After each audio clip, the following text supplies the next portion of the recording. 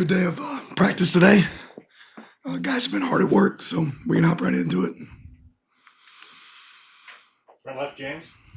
Do you feel like Tosh is getting enough credit, Dan, for like all that the defense has been able to accomplish this year, particularly in light of all conference picks, all American picks, to have a top 15 unit with what some of your peers don't view as a whole lot of great players? Seems to be like quite the accomplishment that he may not be getting all the credit he deserves. Yeah, I think Tosh and our entire defensive staff have done a phenomenal job. I also think our players probably deserve more credit than they've gotten too. I think we have some really good players. So, but we don't really worry about what everybody else thinks, But obviously, our defensive unit's done a good job. Our offensive unit's done a good job. Coach Lapoy's done a great job over there, along with the rest of those defensive coaches. Second row left, Eric. What's your policy with transfer players in the bowl game? Are you allowing those guys to practice the team if they choose to? And what's your policy there? Yeah, those guys for us, if most of them want to go find the next opportunity, right? And it's hard to do both, right? Right, Zach. A lot going on with recruiting, transfer portal, preparing for a bowl game. Just simply put, how do you feel you and your staff are managing all of these things? I think they're doing a good job. Yeah, I think we have a clear focus of what we're trying to accomplish, and like I've said before, that everybody has an assignment, everybody has a job. They got to do their job. Right in the middle, Tyson. And I know you talked a lot about Dylan already last week, but with his accuracy, I know a lot of his success is what's between the ears and his competitive level, but just like physically, I've been pretty blown away by some of the like just pinpoint passes he's been able to make this year. And I'm wondering, just from a coach's perspective, like what does he do mechanically, or just how is he able to do that? And what impresses you about that? Yeah, repetition. He holds himself to a high standard, but you see him constantly in practice throw a ball and then go through the routine of throwing the ball again on air, right, in his mind. But I think consistent, preparation, leads to some separation for him when it comes to where he's throwing the ball and the success he has. All the way in the back, Matt. On signing day, you mentioned some guys that enroll early. Who has shown up, and I guess just how can they help you prepare for a playoff stretch? Yeah, there's been a few guys show up. I'm not going to get into names of who's here, who's not. There's going to be more joining us. But yeah, it certainly helps us. It gives them a leg up, an opportunity to steal some extra practices before spring ball. The front, James. What has Evan Stewart's toughness and reliability meant to this offense, this receiving core? Because I think he's only had the one drop all season in terms of toughness. Even Nick Saban's talked about at times some of his route running and being willing to take hits from safeties over the middle. Yeah, I think Evan's proven to be a really solid player for us. He's done a really good job. What I'm more impressed with is we challenged him early in the year to be able to block on the perimeter. He's done a really good job of that as well, as of late, and straining to create second level plays for our offense. But Evan's been really consistent. I'm really proud of his effort. Back right, Aaron. I know we talked to you kind of right after like the CFP was announced, but now that you've had some time and to practice and look over the film from that Big Ten championship game, maybe what are the focuses that your team is focused on that aren't when you don't know who your opponent will be for another 3 days?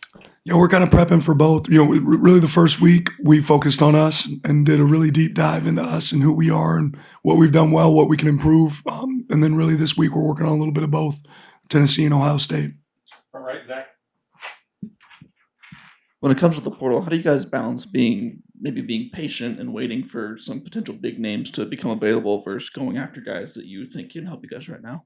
I think it's always about understanding the needs of your team. What are your strengths? What do you feel like you're going to need, moving forward? And then a lot of it's numbers as well. Like you might not know that you're going to be interested in a player, but then you lose a player and that's a roster spot that you want to make sure that you have filled on your team. Middle right, Cam. Dan, obviously, people know Bryce Betcher is such an amazing dual sport athlete, but can you kind of just talk about what's made him such a great representative of wearing the O that you talk about so much and kids that come from the Eugene area? Yeah, I think it starts there. It starts that this is his hometown, and he's really proud to, every day to go out there and wear that O, right? And being a guy that grew up coming to watch games, it means a little bit to him. And then really just the way he attacks the field every single day, regardless if it's a game or practice. This guy has a mentality when he steps on the field. Bill, Tyson. Have you crossed paths with Bill Belichick in your career? And what were your reactions to him coming down to the college level? Like, how do you think like his X's and O's and style will translate? Yeah, I got an opportunity to go visit OTAs before and visit with him on the phone a few times. Obviously, a brilliant football coach, and there's a reason he's had all the success he's had. Extremely organized, deep thinker, and certainly he can coach football. So I wouldn't be surprised at all to see his success there at UNC. Second row left, Eric. Wondering what the plan is for Saturday. You get the whole team together to watch some of the games, or is there? Yeah. Yeah, we'll have practice. We'll have practice in the morning, and then we'll watch it separately that night, so we can really deep dive into it. Front left, James. How do you How do you evaluate the job that Will has done as OC this year, and just what makes him effective as an OC these 2 years, Dan? Adaptability, probably start there, but I think Will's done an outstanding job. And again, I think Will will be the first one to tell you that he does that with his offensive staff, right? We got a great offensive staff around him that he pulls a lot of ideas from. I think he works really well with other people. I think he understands his players' strengths, and our offensive staff understands our players' strengths and how we can put them in position to be successful. In the middle, Tyson. When Bo was completing like 74% of his passes 2 years ago, I was talking to Mike Bellotti about it, and he was just blown away because back when he was coaching, anything above 60 was considered plus. You guys have essentially done that 3 years in a row now. Is that something that this offense is dependent upon, is having a guy in that kind of 70 to 75-ish ratio? Or does whoever plays next year have to be in that range for you guys?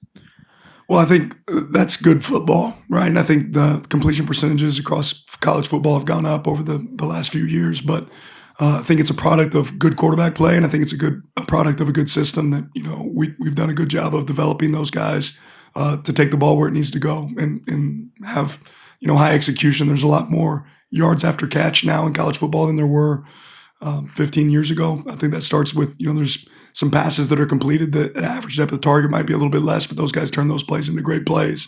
So you're going to have more completions. Front left, James. Your relationship with Jordan goes back to recruiting him in high school, Dan. Just when you know him and his mother that long, what makes their relationship, the Jordan-Henri relationship, unique compared to others of other players and whatnot? What makes her that central and that important in his life? Yeah, I don't know if I've ever been around a mom and a son that are that close, right? They have an unbelievable relationship. She cares deeply about him and his success. And yeah, she was a big part of the recruiting process early on when I didn't get him, but she's been a big part of his growth, in his time here as well. Second row on the left, Eric. Wondering kind of what your memories were from being in New York City last weekend with Dylan, and maybe your observations of how he was taking in everything there. Well, I'm really excited that Dylan got to be a part of that opportunity. My biggest observations are I hate traffic, right? To go spend an hour and a half to travel 8 miles is insane to me. But what an awesome event, first-class event. And, Dylan's certainly deserving of that, so I'm glad he got to be a part of that. On the left, Tyson.